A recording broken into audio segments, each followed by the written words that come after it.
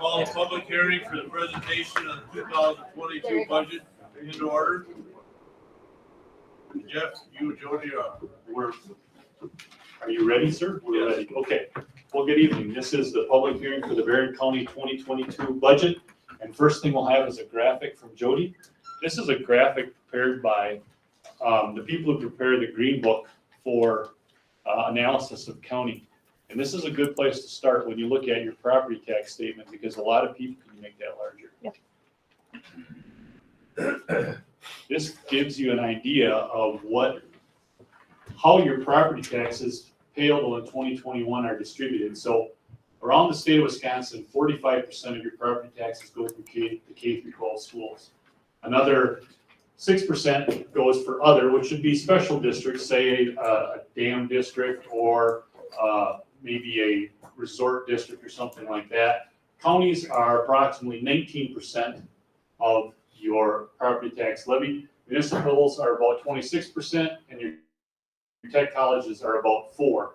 So when we're talking about the Barron County levy, we're talking about this little pie that's in the yellow. So that's what we're going to be concentrating on tonight. But this is, on average across the state of Wisconsin, what a person pays when their total property tax levy. According to smartasset.com, our overall tax levy for Barron County, including all of these, we're in the top 10 lowest tax counties in the state. So with that, Jody, we will get right into this. So first thing I want to talk about is item number 8C on the agenda. 8C is what will fund Barron County for the year 2022. So we'll talk about item 8. Item 8C is the resolution that was printed and presented and put before the county board. Is approved by the Highway Committee at 5 o'clock tonight, and that is for the replacement of the bridge over Vermilion Creek, which is on County Trunk Highway T, which would be north and west of Barron. I'm going to let Mark Serby tell you engineering things, but this basically tells you quickly how quickly that bridge has deteriorated. So that bridge is being shored up currently by the Highway Department with a 10-ton limit and a 35-mile-an-hour speed limit. So this gives you some quick overview of the need to replace the bridge.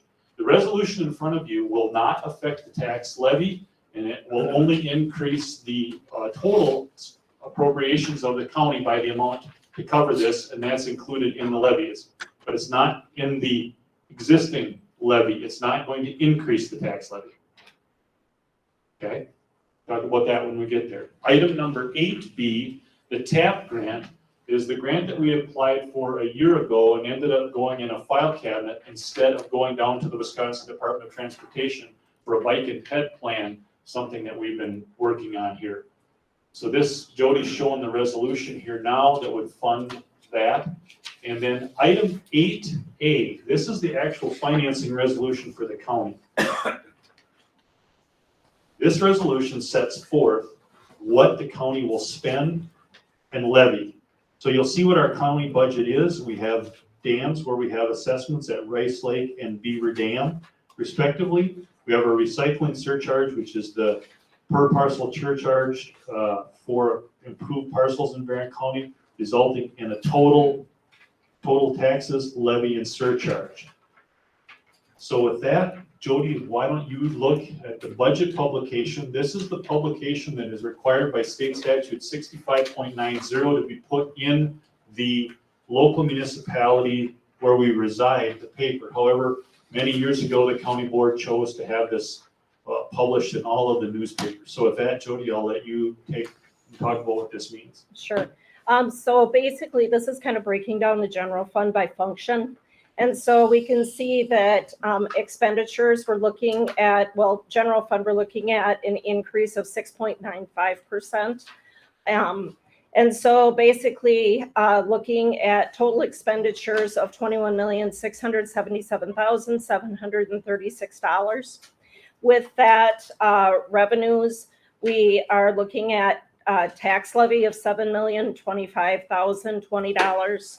Also adding in sales tax of $4 million and excess sales tax from previous years of $775,000. Out of county prisoner revenue of $346,800.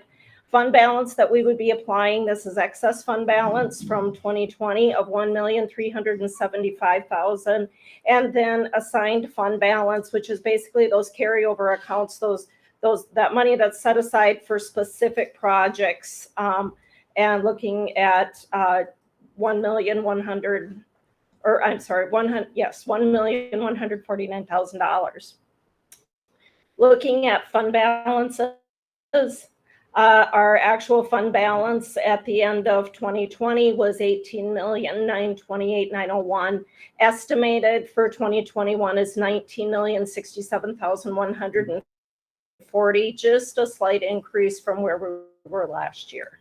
Looking at the other funds, our special revenues, debt service, capital projects, internal service funds, which would be the highway fund, and also our self-insured health insurance, and then enterprise fund of that would be the waste to energy fund.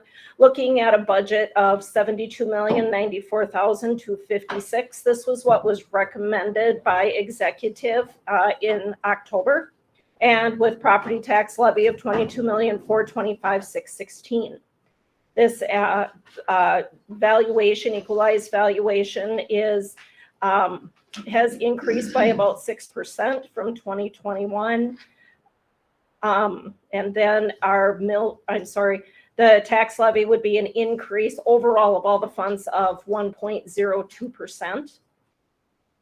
And debt service, looking at our mill rate, debt service would be decreasing by 5.36%, library service decreasing by 2.22%, and our operating decreasing by 5.07 for a mill rate of $4.64. Recycling surcharge was increased to $32 by the Solid Waste Board. And this budget does include new full-time positions in Health and Human Services and IT, and part-time to full-time positions in DHHS, Child Support, the District Attorney's Office, and also a Tri-County shared full-time position in Extension. That would be a state position. Thank you. We'll go to look at our budget at a glance, which has not changed since the October meeting. Important to understand. I'll hit some things here that are important. Number one, the expenditures, the gross expenditures you see at $72,094,258. That does include the projected 1.5 million for the dry bag scrubber or acid gas removal system that is projected to be installed out at the waste energy plant. It does not, however, include the debt service on that because we don't know exactly when we'll need that money. It's still being worked on. When you look at the appropriations for Barron County, you'll see that the big four, and typically in county government, it's the big three, Health and Human Services, Sheriff, and Highway, dominate. In Barron County, it's actually what we call the big four. Sheriff, Health and Human Services, Highway, and Waste to Energy monopolize a large part of that $72 million. Below that, and this again, like I said, has not changed since October, you will see where we have levy apportioned to these various departments. What I always like to point out is the sales tax applied, including some of the fund balance that was applied, brings the levy down by $6,421,800, or roughly a 29% decrease from the $22,425,616. So that is a direct offset to the levy. It is not put to any project. It is a direct reduction in the overall property tax levy. That is our budget at a glance that Jody prepares. Then, as we always do, we do a summary tax allocation, and Jody, you can talk about this. Okay, so the executive recommendation that this is the same as what you saw back in October, looking at expenditures of $34,993,411. Adding revenue from the general fund, county sales tax, the excess fund or excess sales tax, $25,000 from the jail assessment fund, the out-of-county prisoner revenue, and then that excess fund balance of $1,375,000, and then also adding in the library levy expenditures, which brings us to levy limit, or I'm sorry, tax levy of $22,425,616. This is an increase from last year of $225,655, or a 1.02% increase. Going down, net new construction came in at 1.119%, or $229, a little over that. We do have an adjustment for personal property aid of $71,151. So our net new construction after adjustments is about $158,000. Our total maximum levy would be $22,228,979. Our portion of the levy before the library levy is $21,817,601. So we have room there of $411,378. And then again, mill rate, $4.64, and looking at a $32 recycling surcharge for improved parcels. Point out to everyone, there's two things on this budget that are exempt from the levy limit. That is the county library and the out-of-county library payments. Those are exempt by statute. They are exempt from the levy. So otherwise, when we look at the $4.64 total county mill rate, that drops us to a mill rate that we had back in 2009. So as we talked last month, obviously as the equalized valuation rises, the mill rate reduces. And so the mill rate is dropping faster than the increase in the tax levy, which is a good thing. The percentage of taxation drops. Going on, we talked about what we do with excess fund balance. We talked about this last month. I believe this has not changed from last month.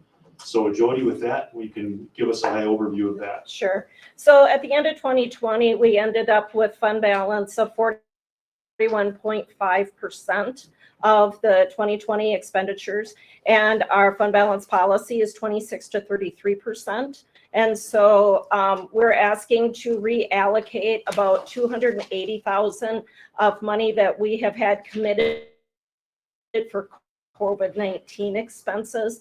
We do have ARPA funds available that if something would come up COVID related, we would be able to take it out of there. So we're asking to basically uncommit this so it can serve a different purpose.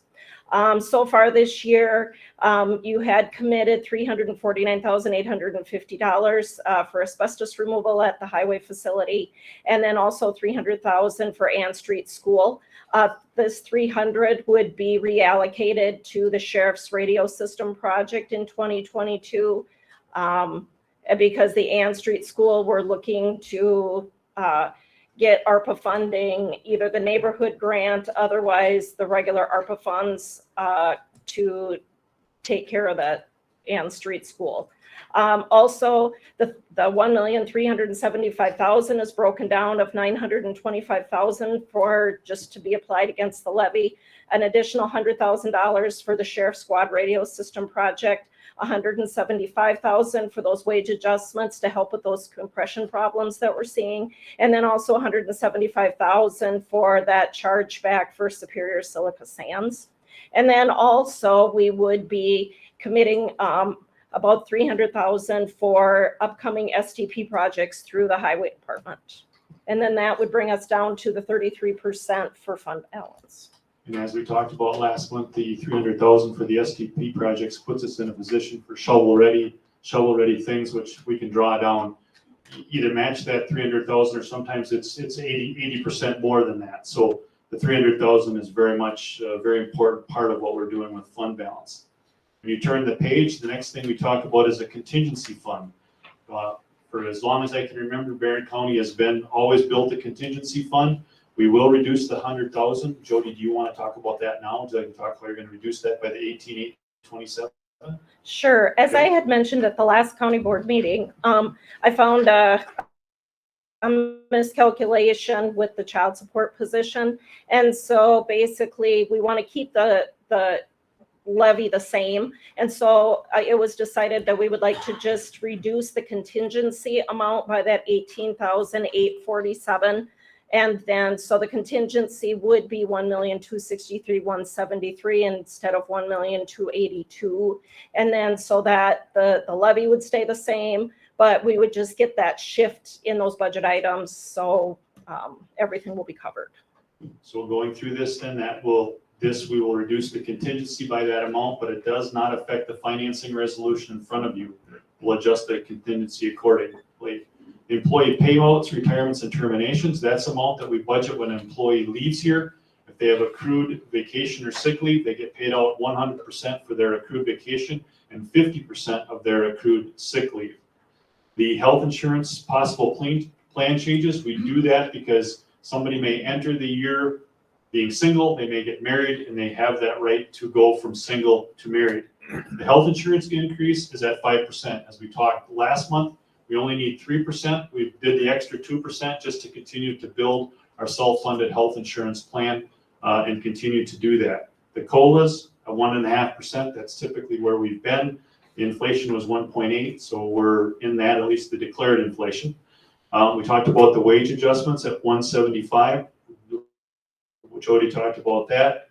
We talked about position replacement and training at 25,000 last month. The property insurance increase due to the appraisal, we have that back. I put that in your packet. You'll see that we had several departments where there were large increases in the assessed valuation of those insurance valuations in those departments just based on the appraisal that was done out there.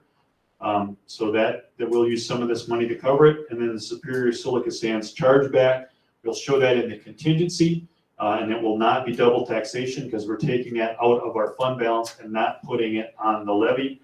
And then $16,000 put away this year for the bike and pipe plan, and then you're doing $16,000 a year from now, Jody?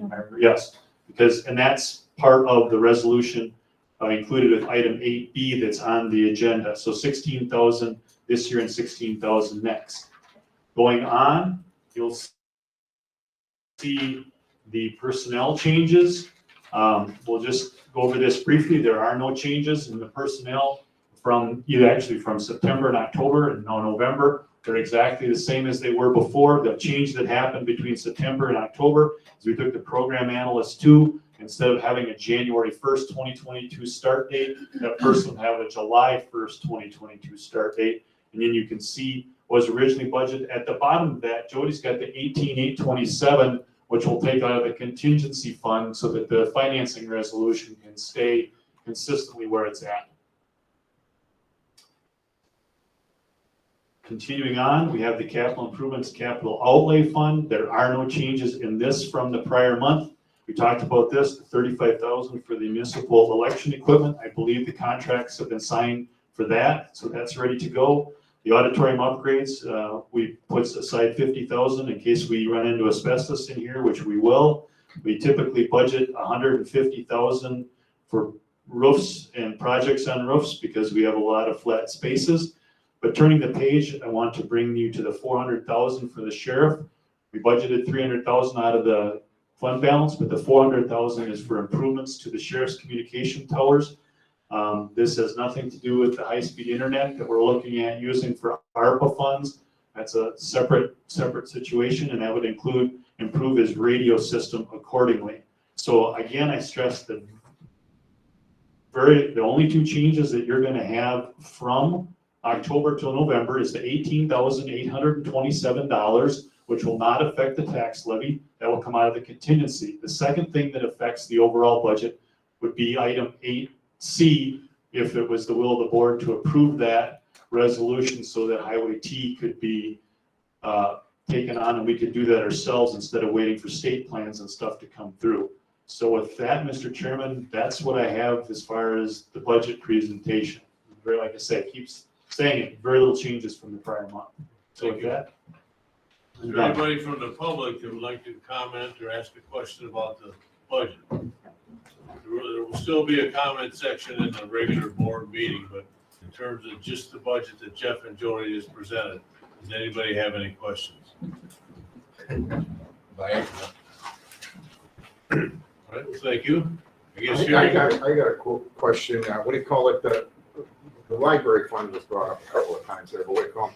There's a state library fund and stuff like that. Does that tie into anything with our library fund?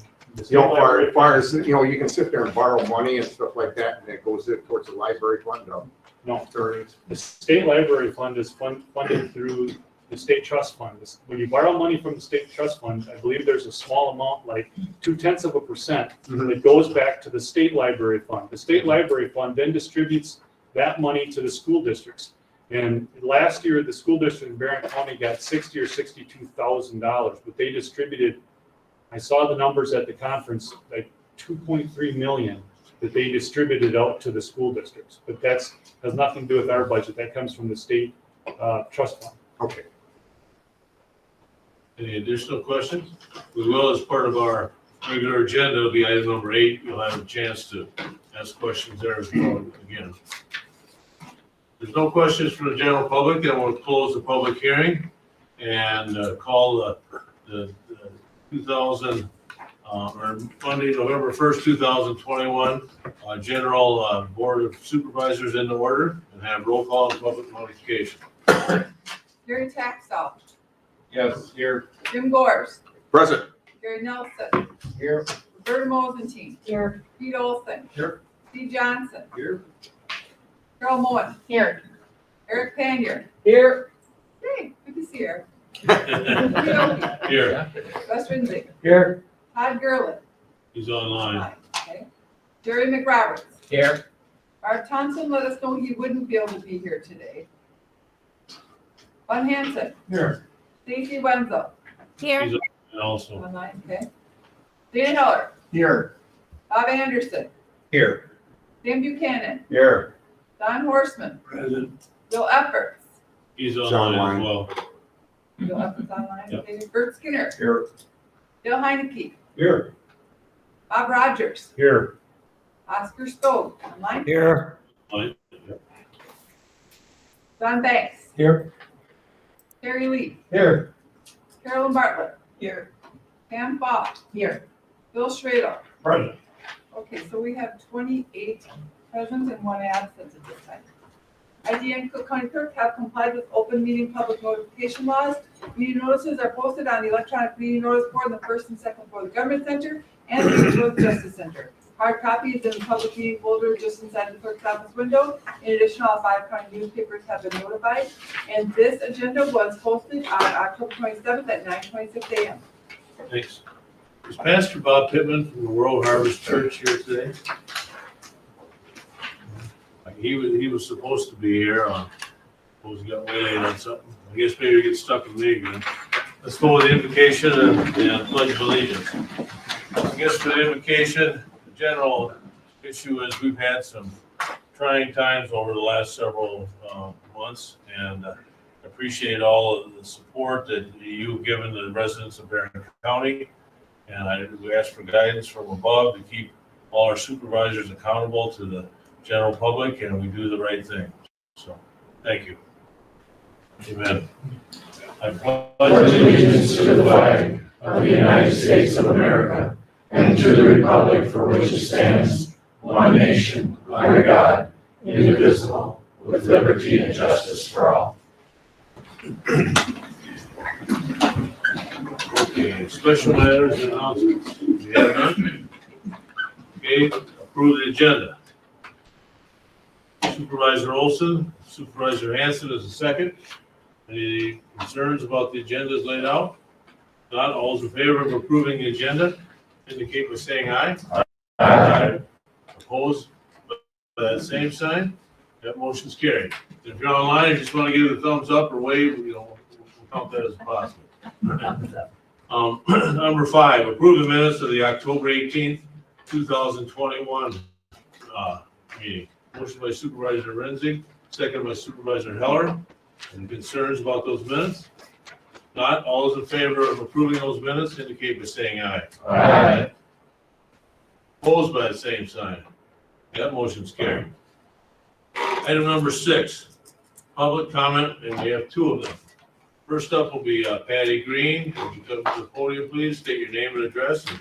She indicated Supervisor Buchanan's letter to the editor is her topic.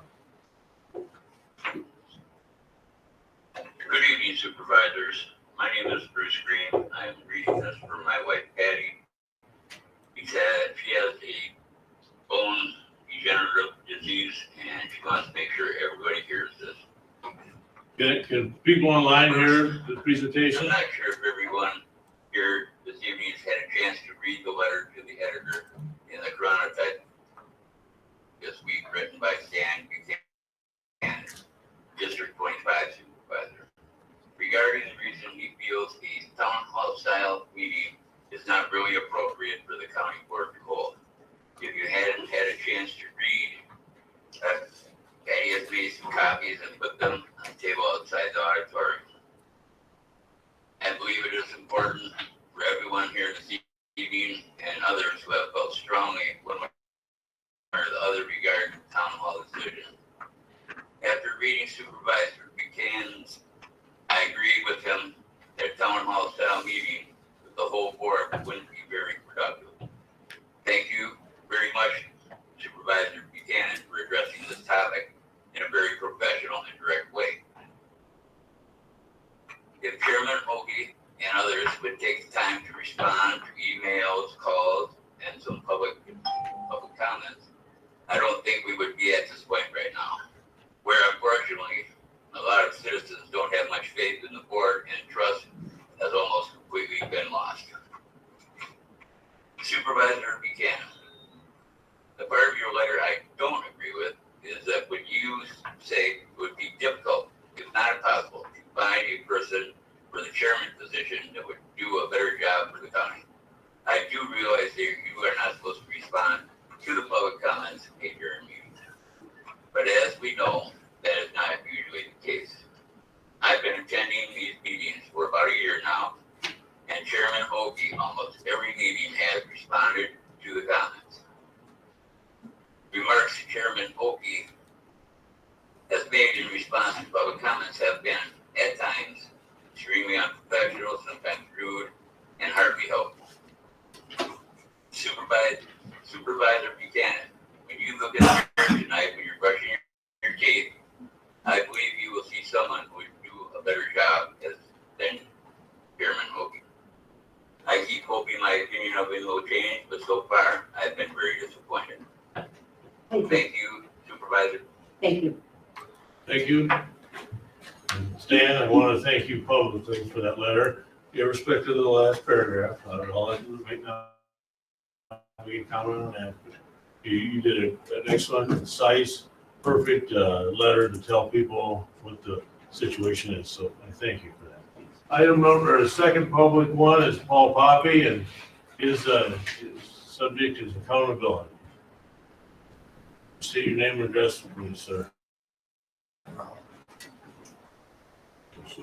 Hi, my name's Paul Poppy, and I live at 1146 Dallas Street, Chautauqua. The last meeting that I was here, I didn't speak because I was late, and so I listened. And it was good for me to be at a meeting and just listen. So while I was sitting there and hearing about the things that you've been working on, it gave me a greater appreciation for what you do.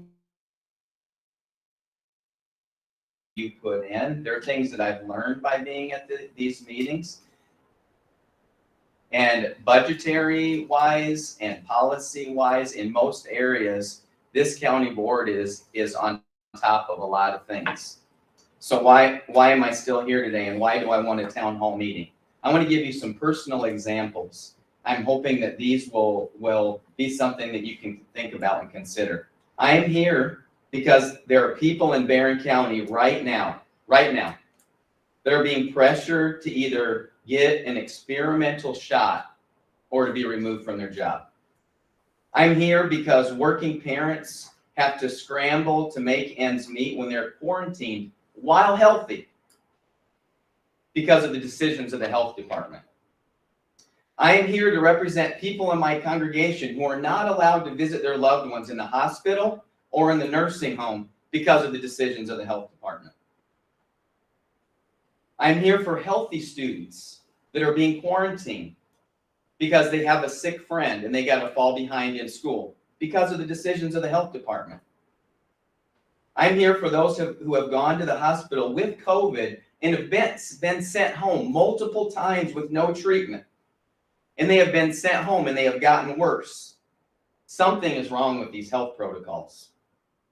Some of you might say, well, Paul, this is a health concern. Why are you here? Talk to the health department about that. Talk to a state or federal official. Some of you have said that to me. Let me ask you a simple question as the Barron County Board. In your decision-making on this board, have you complied with health department decisions that have severely restricted the rights of the people, inflicted undue burden upon their lives, hurt their relationships, their financial well-being, and their health? See, we want you to know that compliance with these abusive health department policies does make you a part of the decision process. And when you act like you're not accountable, when you have made decisions in conjunction with the health department, it does look like non-accountability. That does not wipe out all the other good stuff that you do. Not at all. But when our grievances are here on this level, and then you act like we're saying that everything is bad, that doesn't help the conversation. So I'd just like to remind you that the hardworking people of Barron County that produce the tax levy that you guys make decisions on, these people have been severely burdened by these health department decisions. Thank you. Thank you, Pastor. Thank you. Okay. Item number 7, Barron County Fair update. Kevin Roski, the president. Good evening. Good evening. Introduce myself, Kevin Roski. I live in 688 13th Street down by Hillsdale. 2021 was one of the best fairs we ever had, with the exception of one. We had 2 sellout crowds in our grandstand. We had to shut our fairgrounds one night because of no parking left. So it was a great year. Our dates for 2022 fair are July 20th through the 24th, and planning has already begun. In September, we partnered with Joanne and Bob Williams. Some of you might know them. They used to put on the rodeo in the Rusk County Fair. They came to Barron County 2 years ago. They had a first rodeo in 2020. And the 2021 rodeo brought 4,500 people to our grandstand event. Brought people to our county, put Rice Lake and Barron County on the Cowboy Channel on the national TV. The same event is being planned for 2022, only a 2-day event instead of a 1-day. So hopefully we'll put people in motels to stay for 2 nights. In October, for the 2nd year in a row, a truck show was held at the Barron County Fairgrounds, with 100% of the profits going to a needy family of our county. Last year, $10,000 went to an officer that had been injured in a motorcycle accident. This year, almost $9,000 went to a family by Dallas that the gentleman has been battling tongue cancer. And the truck show people plan to just keep doing this every year and getting bigger and bigger. With smaller events, we have family reunions, gun shows, ATV shows, district dairy shows, rock and jump shows, family reunions, private concerts, and weddings. All events, large or small, bring people to our county. We continue to work with sponsors and businesses in our county who are very proud of what our fair has become. One of the largest events held in the county, and they are part of it and will continue to be part of it. We continue to make improvements on our fairgrounds to make our fair the most efficient we can for the future. Our fairgrounds is one of the most beautiful fairgrounds in the state of Wisconsin, and we plan to keep it that way. And it's all because of people like you and your county support. You can support our fair in many ways. You can sit on this board as you do and support it, or you can attend, which a lot of you I know have attended. In November, I will be stepping down as the president of the board of the Barron County Fair. I have accepted the position of manager of the fair.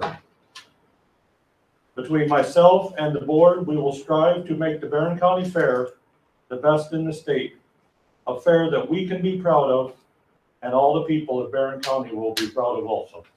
Thank you. Thank you, Gavin. We appreciate your service. Okay,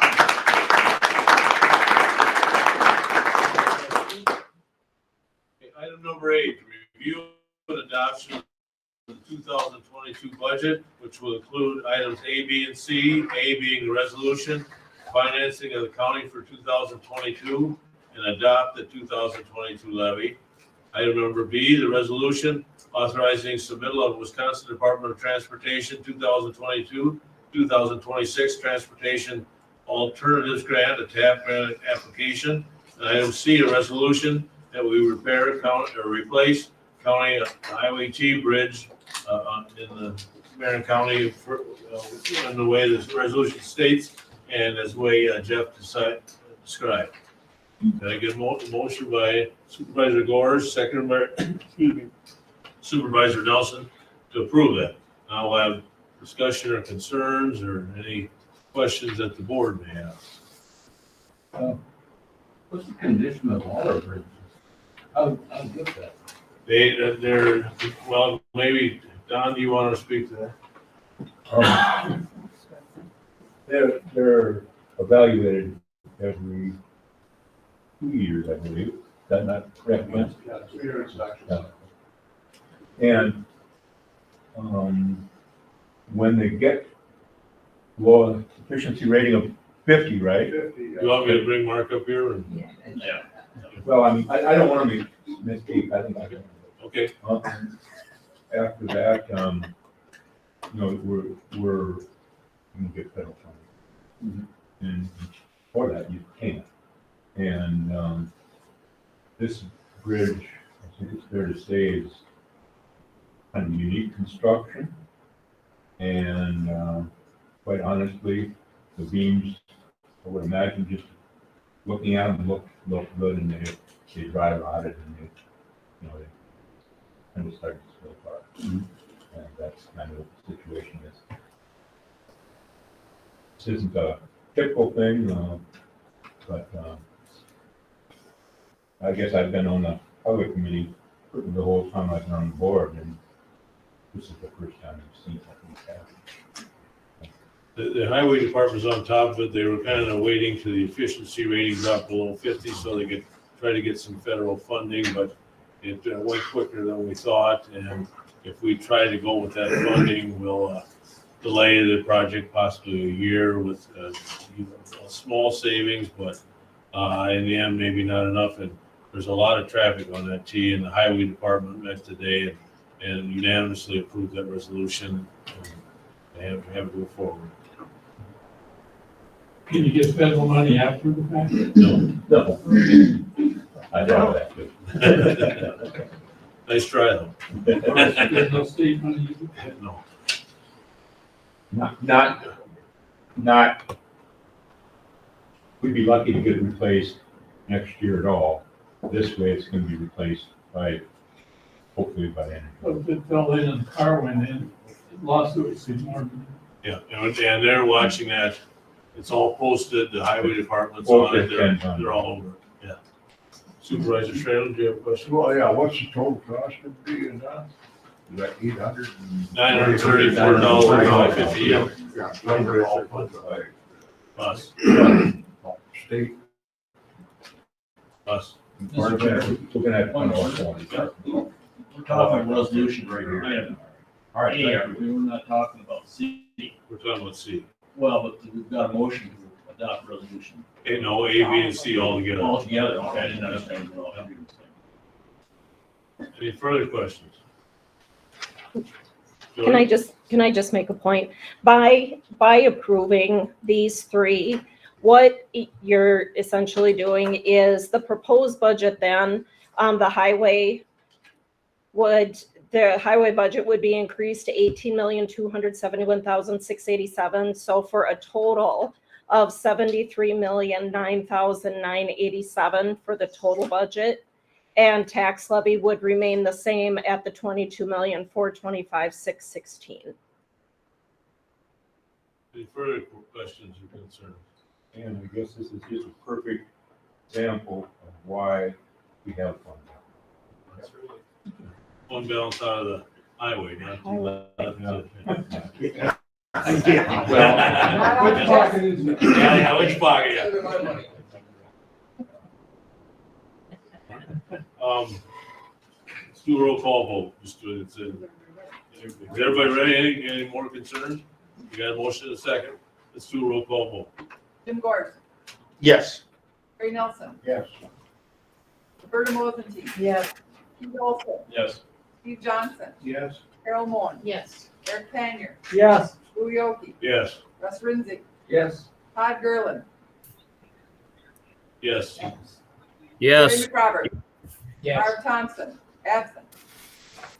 Glenn Hanson, Yes. Stacy Wenzel, Yes. Dana Heller, Yes. Bob Anderson, Yes. Sam Buchanan, Yes. Don Horstman, Yes. Bill Efforts.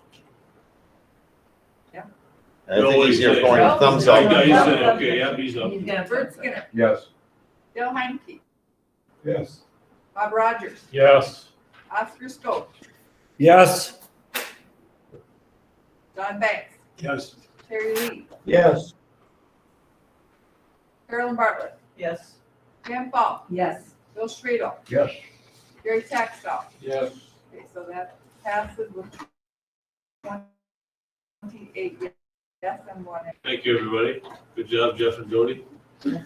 Item number 9, resolution authorizing the American Rescue Plan ARPA funds for the purchase of Barron County road maps and all-terrain vehicles. As indicated in there, the road maps were $6,723 and the all-terrain ones were $8,500 for a total of $15,223. We will need this 2/3 roll call vote on this when we do get that part. Is that a motion, Supervisor Anderson? Seconded by Supervisor Buchanan. Any questions or concerns on that? Not, then we'll do a roll call vote. Gary Nelson, Yes. Roberta Mosenty, Yes. Pete Olson, Yes. Steve Johnson, Yes. Carol Moore, Yes. Eric Panier, Yes. Louis Oki, Yes. Russ Rinzig, Yes. Todd Gerlin, Yes. Gary McRoberts, Yes. Barb Thompson is absent. Glenn Hanson, Yes. Stacy Wenzel. Yes. Jim Gores, Yes. Bob Anderson, Yes. Sam Buchanan, Yes. Don Horstman, Yes. Bill Efforts, Yes. Bert Skinner, Yes. Dale Heineke, Yes. Bob Rogers, Yes. Oscar Scope, Yes. John Banks, Yes. Terry Lee, Yes. Carolyn Bartlett, Yes. Pam Fall, Yes. Bill Schradel, Yes. Gary Taxell, Yes. Jim Gores. Yes. Me too. We have another 28 yes and 1 absent. Thank you. Okay, item number 10, resolution requesting opposition of Assembly Bill 605. The resolution's in the packet, and as Jeff did his update, he asked the question, what authority does the state have to usurp the authority of the federal government? Our ARPA dollars were granted to us from the federal government, not the state government. For your information, just another example of how and why counties are not truly independent and separate units of the government, but another tribe, I guess, the state that takes some of the money that's due us. Motion by Supervisor Strado, second by Supervisor Moen. Is there any questions or concerns on that resolution? Supervisor Olson? So do we need to set 10% aside until we find out what happened to that bill? I don't think the bill will be signed by the governor. I don't, Oh, they don't know okay. if it'll even get out of it. It's gonna be in the Senate this week. We met on it this morning. They don't think it'll even get out of the Senate. WCA's in opposition. Any other questions or concerns? If not, all those in favor of approving that resolution indicate by saying aye. Aye. Aye. Opposed, say no. Thank you. Item number 11, resolution supporting applications for 2022 grant funds from the Wisconsin Department of Justice. I believe it's in about 18,188. Again, when we get to voting, we'll need a 2/3 roll call No, vote. that's only simple majority, because this is 2022. Yep, it's Oh, simple okay. majority. Okay. All right, can I get a motion to approve that? Motion by Supervisor Mosenstein, second by Supervisor Buchanan. Does anybody have any concerns or questions on that resolution? If not, all those in favor of the resolution indicate by saying aye. Aye. Opposed, say no. It's passed. Item number 12, resolution, outstanding order checks to be canceled. And then the date was changed. Right? Yep, it is changed when we said that. Now, the board members understand that all we're doing is we're canceling the checks, but they go into a treasurer's trust account for a period of 10 years. Anybody can petition the treasurer for payment for up to 10 years. So over a 10-year period, Bonnie will publish these as class 1 notices every year for 10 years. So people, believe it or not, after time, people will come and get them. So it's not that they're canceled and disappear forever.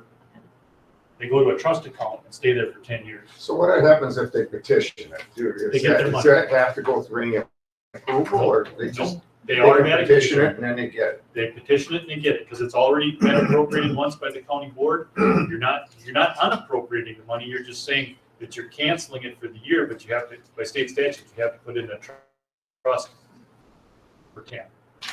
No, it's a simple petition. They just fill out a form that's in our rules and procedures and they get the money. After 10 years, then what?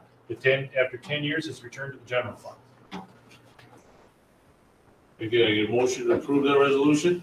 Motion by Supervisor Hanson, seconded by Supervisor Schradl. Any additional concerns or questions? Not, all those in favor of passing that resolution indicate by saying aye. Aye. Opposed by that same sign? Okay, that motion's carried. Item number 13, 2020 County Board meeting dates and times. We look at there, we're looking at January, February, and March. We initially were at 9 o'clock there. We're hoping to go, they'll be at the campus. We can't have them at 9 o'clock because the students are there. So we're hoping that we can have them at 5 o'clock so that staff can leave right from here, come to there, and then we hold the meeting. Anybody have any concerns or questions? Russ, Supervisor Renzick, I mean? I would like to change the January meeting to the third Monday, like all of the rest of the meetings are. And we've often had it on the third Monday. I'm not quite sure. I think it's Martin Luther King Day. I think the staff is That's why I also, changed it second. Yeah, we're off on training. that's training day. You could have it at 5 o'clock. The other thing is that the major, or a good share of the town boards meet on the second Monday. So those who are on or attend the town board meetings wouldn't be Yeah, able to. that's a very good point. That's why it was changed to second, because we don't meet in December, it was closer to that, and because Martin Luther King Day, that's why it was changed. But if it, usually we're at the third, and the third doesn't conflict with town board meetings, is that right, everybody? Most Most of them, or, yeah? So I, does anybody, But is Martin Luther King on the thing? yeah, Martin Luther King's on, January 17th. And because we don't meet in December. It changed it 2 years ago. You changed Martin Luther King Day? We changed it from the third to the second because of Martin Luther King Day. So if you want to go back, I don't care. Meetings on Tuesday, why can we, can't change? So, it gets confusing when you do that, too. See, the ones like we have on Tuesday, that's state statute saying we have to do that stuff. You wanna make a motion, Russ? Well, I move to accept these with the change of, for the January meeting to January 17th. Second, Jerry? I second Supervisor that. McRoberts? Any discussion? Motion, sir? There's a motion and a second that we approve the 2022 meeting date is in your packet, except that January goes from January 10th to January 17th. Are we for sure not having a December meeting? No, we're not sure of that yet. That's what I thought. We might, yeah. Right, at this point, I have nothing planned. Okay. But if we get something with a reason, Typically, we don't. typically we don't. Typically we don't, but I thought there was something on the horizon. No, the only way would be if we get a rezoning that has a veteran who is financing, then you might have to have a, RFPs, solid waste or anything like that. no, we push that off until next year, because both wanted an extra few So, weeks. so essentially then we're voting on a amended schedule. Yes. Any other concerns or questions? So again, we're gonna be meeting in January, February, March, the third Monday at 5 o'clock at the campus. April, the third Tuesday at 9, which is by state statute. That's after, the election of that. And then May through October, the third Monday at 7 p.m. November 7th, the budget meeting at 6 p.m. And then possibly November 15th, which if we need it. And right now, we don't have an April meeting. April meeting, we don't. I don't think we can have it we have to have it at 9 o'clock by the state. We may have it, room 110 and here, or room 110 and maybe more virtual. We'll figure that out. Okay, we got a motion, a second on the floor. All those in favor of that indicate by saying aye. Aye. Opposed, say no. Just a question, Ian, can you get a revised schedule sent out? She will. Yeah, this is draft, what you have Yeah. now is absolutely draft, so you'll get it in copy. Thank you. Item number 14, report from our county administrator. Let Jody's gonna take first. Okay, Okay. All right, we're going to take a look at the executive summary for the 2020 audited financial statements. So this is a summary that we'll be looking at tonight. We also have the full financial statements and also the single audit, which is all of our grants and all of that. If anybody would like a hard copy, let me know. Otherwise, it will be posted on the website tomorrow. And so, and it's also, the executive summary here is in your packet on page 44. So we had another good year. So basically, we're looking at the audit findings and results. This is just basically the auditor's letter to you. And so you can see, what their thoughts are on how everything went. We did receive an unmodified audit opinion. That is the highest that we can get per generally accepted accounting principles. So we're very happy with that. This is something that we've maintained every year, I think always. So we're very happy about that. Internal controls, that's basically our checks and balances.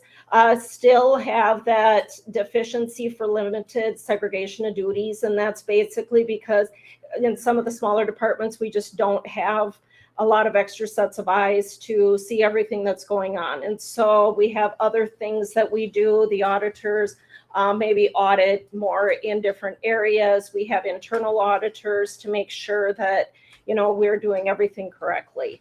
And so I am still trying to get rid of this deficiency. This next year we'll be working on receiving, but I've been looking at the different functions, whether it be disbursements, payroll, treasurer's cash, journal entries and things, going through a different section every year, trying to just make sure that we don't have any deficiencies in those areas, save the hardest for last. So the receiving, that's where the cash comes in. So we'll see what we can do. Compliance, we were found to be in compliance with all of the laws, regulations, contracts, and grants. So we were very happy about that. As part of the audit, they did assist us with the highway financials, the financial report Form A, and also federal data collection from certifications. So the formal required communications, just basically, again, going on as, what they encountered during the audit. Accounting policies, we implemented GASB 84, which was fiduciary activities. So we have new reporting for those. There was no transactions where they didn't feel that there was enough authoritative guidance or consensus. All of our transactions were reported in the proper period. They found our accounting estimates to be reasonable. We have different estimates, whether it be with assets, our compensated absence payables, actuarial assumptions with like the WRS reporting and such. And so they found, yes, that everything was, that they felt that our estimates were all reasonable. The disclosures that we had, they found them to be neutral, consistent, and clear. They didn't have any significant difficulties dealing with any management. Everybody works really well together. They did not identify, and we didn't identify any uncorrected financial statement misstatements or corrected misstatements. There was no disagreements that arose during the audit.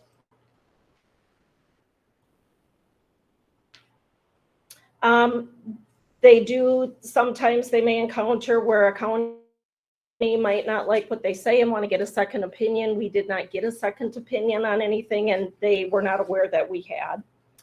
Again, just the limited segregation of duties, but we discussed that and we are working through that together. And basically, they found our required supplementary information and also our schedule of expenditures with our federal awards. They've audited all of those things and found everything to be appropriate. So we're very happy with the way that everything went. Appendix B, these are basically new GASB standards that are going to be coming down the pike. Some of these were actually postponed to 2022 due to COVID. So we'll be working through all of these. Some of these probably we may not actually affect us, but I know leases will be working on that. So those are just different things that are going to be coming down. And so then basically, looking at the financial statements, now this is just the summaries of basically where the fund balances are. This is the balance sheet for the general fund. So our assets of what we own, a little over 32 million, up about 221,000 from last year. And then our liabilities and fund balance, which balance with our assets. Again, at the 32 million, with unassigned fund balance at over 9,462,000, and that was that 41.5% that we talked about with the budget, where we are putting, forth some to offset 2022. And there was a change in fund balance of about 407,000, and this could be just transfers that go to the other funds. At the end of the year, we do reimburse the highway department for those STP projects that we're saving for in the general funds. We do make some of those transfers, so no concern there as far as that change. Looking at the special revenue funds, just a couple of things to point out here. Health and Human Services, their fund balance policy is 750,000 at the end of each year. This year it was 795,000. Back in 2020, there was a part-time DHHS position. They had cut it back to part-time, but then there was some changes and it needed to go back to full-time. And so you had approved that back to full-time. And so we carried over like an extra $45,000 to cover the difference for that salary. You can see sales tax, just that excess sales tax continues to grow each year. You can see the recycling project. We've been building that, so they have money to convert to those manned sites. And so that had a healthy fund balance at the end of 2020. Something new with regard to the reporting now for the fiduciary funds, we now will put the clerk of courts fees fund in here. Basically with the clerk of courts fees, they've taken their fund and they've split it in two. So you have custodial, which is basically the bonds that they're holding, or traffic. Maybe somebody deposits money for a traffic citation before they're found guilty. They have to hold all of that. So that's the custodial side. The governmental side is the fines and the fees and such. And so it looks a little strange because this is actually the governmental side, which shows a deficit. But if you put it all together, the custodial side is where the increase is. So it's just with the way that the accounting works with having to separate that fund. So no concern there. And it's just for reporting. The debt service funds, We do have about 955,000 of fund balance in the debt service funds.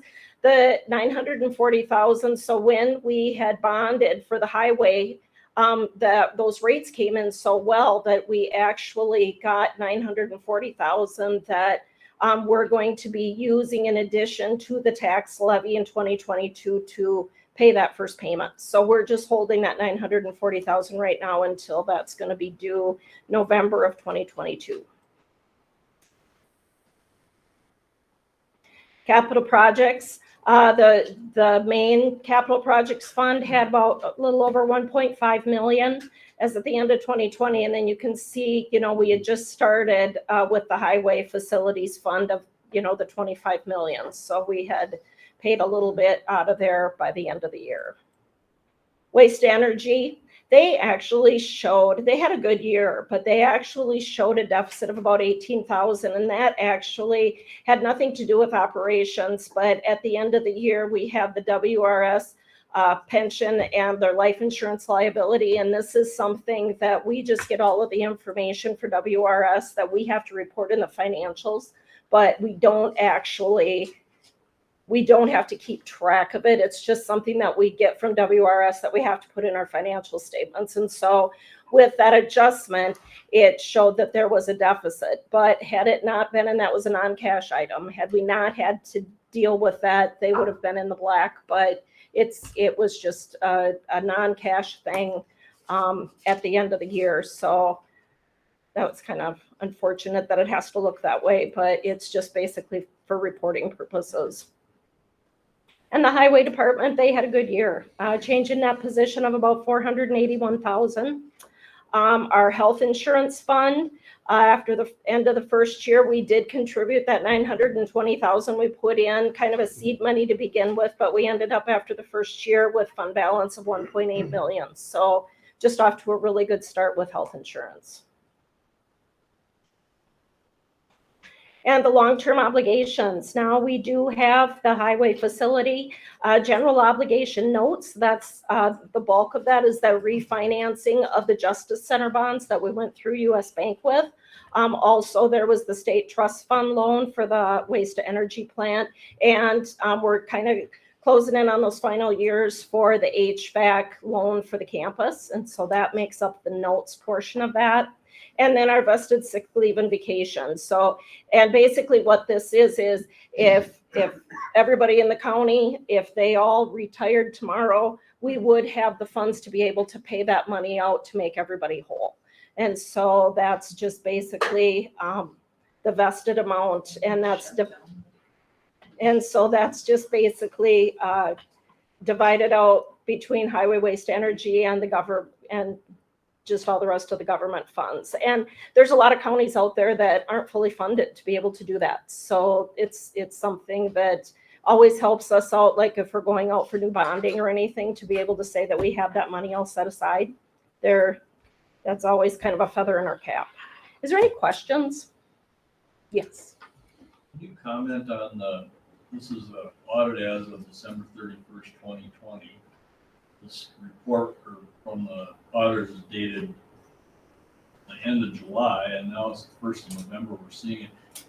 Why does it take so long to get through that? And I understand it always takes a while, but it seems like it's taking longer and longer. So basically July 31st, that's when they have to have, that's their deadline of when the auditors have to have their things filed with the feds and the state.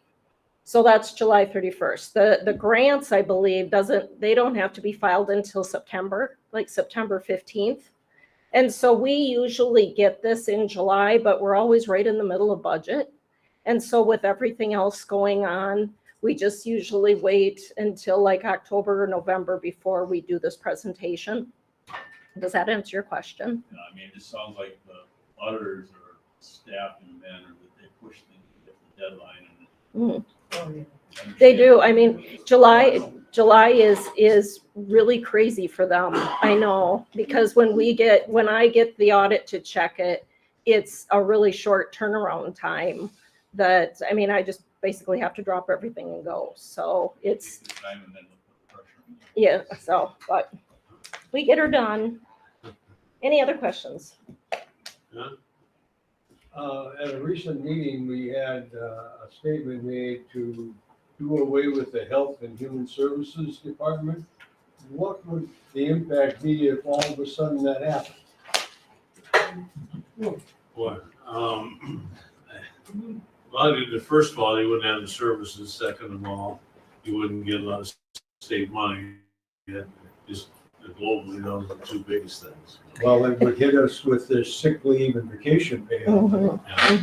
And the other thing too, it would put more stress on other departments, like the sheriff's department. There probably would be more calls, things like that. There'd be more going on in their area.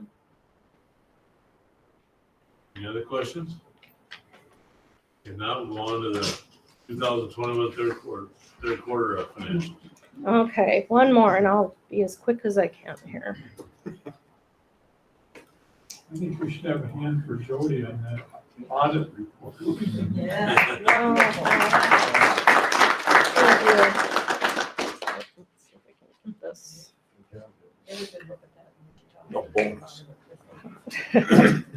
Okay. I can get this. There we go.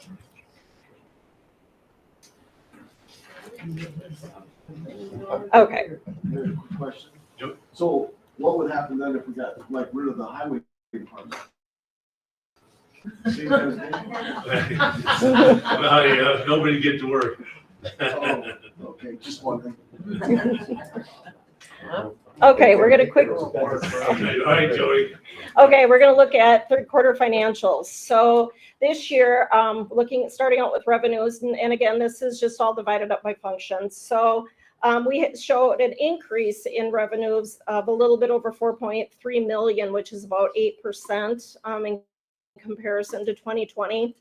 And so basically, taxes and transfer fees would be looking at an increase of like 1.7 million. That's increase in tax levy, our sales taxes up, and also the real estate transfer fees. Register of Deeds has been very busy this year. There's just a lot of things changing hands. Intergovernmental revenues. This is where the bulk of that increase is, and that's those ARPA dollars of 4.3 million that we received back in May. Also, our CCS program continues to grow in DHHS, and also highway state aids have increased this year. License and permits, we're seeing more zoning permits and also fees in DHHS, so that's an increase of about 90,000. Fines, forfeitures, and penalties, those are those circuit court fees and fines, and they're up about 33,000 this year. Public charges for services, we actually are seeing a decrease in tipping fees for waste to energy, because last year during COVID, when everybody was locked down, everybody was cleaning out their garages and doing their remodeling and such. So they really saw a spike last year. So things are kind of getting back to normal there for 2021. Intergovernmental charges for services, we're seeing a decrease of about 951,000. That's not an actual decrease, it's just timing of those highway projects. If you have bigger projects, you have to get it all finished before the bills go out. And so though that will all kind of make up for itself in the fourth quarter. Miscellaneous revenue, again, that is highway, timing of highway projects. That portion is up. Those would be like the rentals. And then in the intergovernmental charges for services, that's the work that they're doing with the municipalities. And then other financing sources, in 2020, we received the Justice Center refining proceeds. And so this year we're seeing a decrease in that, but 2020 was kind of the outlier as far as those revenues went. Looking at expenditures, we're seeing an increase in expenditures also of about a little over 5.2 million or 9.7%. General government up 265,000. That's COLAs. Pathology costs are up. All of the autopsies now are done out in the cities instead of down in Eau Claire, so they're more costly out there. And then IT support contracts were also up this year. Public safety up about 465,000. That's COLAs. Fuel costs, they continue to rise. 9/11 upgrades, and then also food costs in the jail. Public works, an increase of almost 1.7 million, and that is the recycling manned site setups and then highway operations. Most of this is the highway operations. It's been a couple $100,000 that's been spent in recycling, setting up those manned sites. Health and Human Services, up about 806,000. That's COLAs, COVID costs that are mostly offset by grants, and then CCS, which is offset by Medicaid. We're seeing that money comes back and we're paid 100%. Culture, recreation, and education, we're seeing a decrease in the library levy, so that's a decrease of about 84,000. Conservation and development, a decrease of about 317,000. That's a reduction in the waste energy operating costs. And then also there was a 2020 vehicle purchase in land services that we're not seeing this year. Capital outlay, that's the highway facility. Yep, things are kind of picking up with that. Money's going out the door. And then debt service is a decrease of about 2.6 million, and that's the Justice Center refinancing again that occurred in 2020. So putting everything together. So looking at your revenues at about 58.3 million and expenditures of 59.2 million, it's looking like, our expenditures are actually exceeding our revenues, but you have to factor in, if you take out those highway facility costs, because we have the 25 million sitting there covering that. And then you also take out the ARPA revenues that we brought in that we haven't expended yet. So those are kind of these specialty things, and they're not really part of the operations of the county. If you would take those out, we're actually looking at an increase, or I'm sorry, like a net increase of about $52,000, which is very comparable to 2020. And if you're looking at 2019 of what the difference is, it's actually the timing with the Justice Center debt. When we were just, paying back on the bonds, those payments were always cut in November. With the note that we now have, the timing, they're actually paid out in March. So for a few years, it's just because of the timing, the money's going out the door in the second quarter, first quarter versus the fourth quarter. So no concerns. Is there any questions? No questions? We'll go on to item number C. Thanks again, Jody. You bet.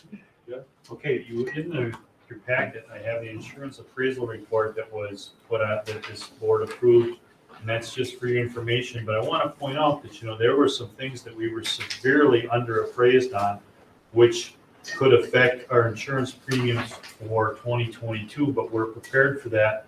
And speaking with Jody, it sounds like Wisconsin County Mutual may smooth out this increase over a 3-year period, because they're trying to actually encourage their other insureds to get the appraisals done so they get an accurate amount. You'll notice that waste energy, in their opinion, was quite undervalued, and it's probably very true. If we had to replace the waste energy plant, it'd be a lot more than the $12 million that we have on the books. So that's just in there for your review and approval.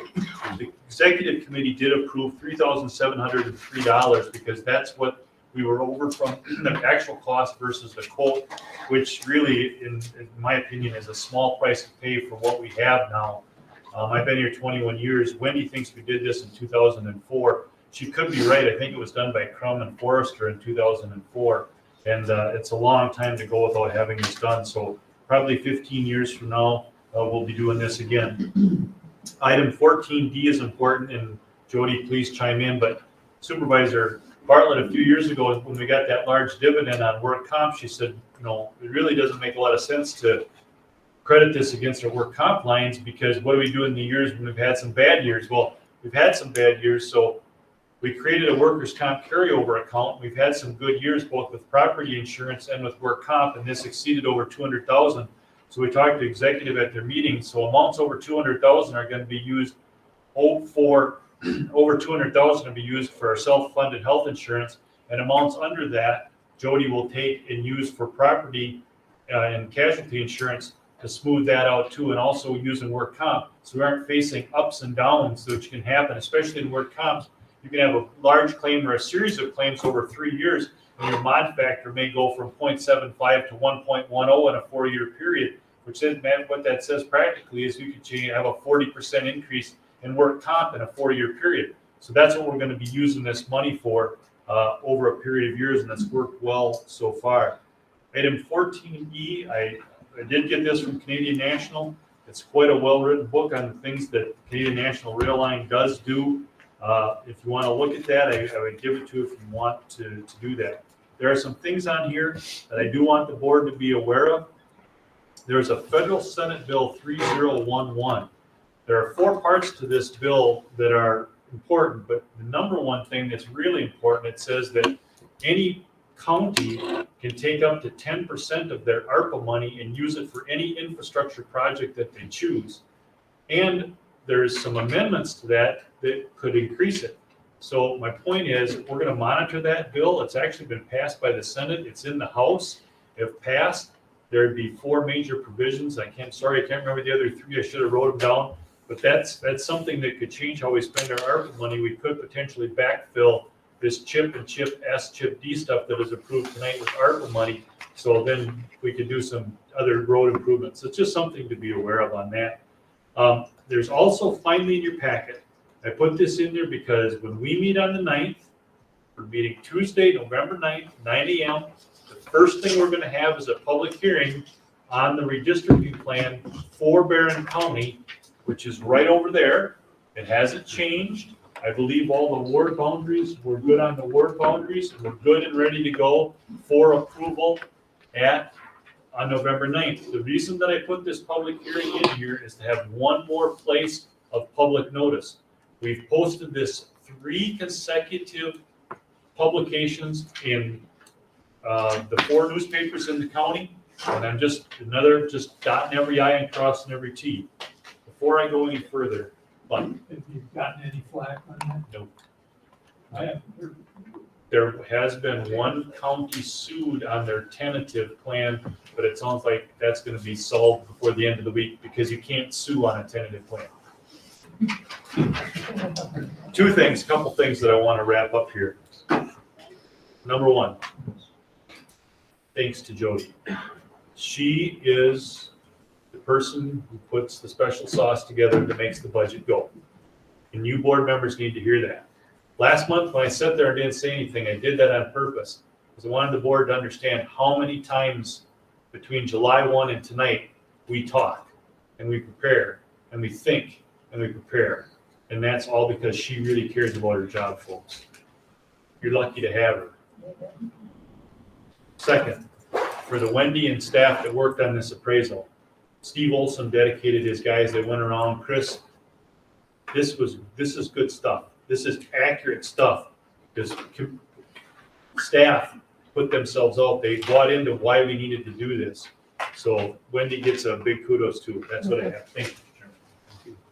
Appointments, number 15, I believe we don't have any. We'll have one, I believe, on the 9th. 16, claims, petitions, and correspondence, we have none there.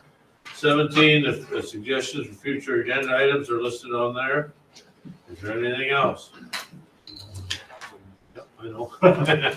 Then we'll adjourn by unanimous consent. I can't read it. Is it 7:18? Thanks, everybody.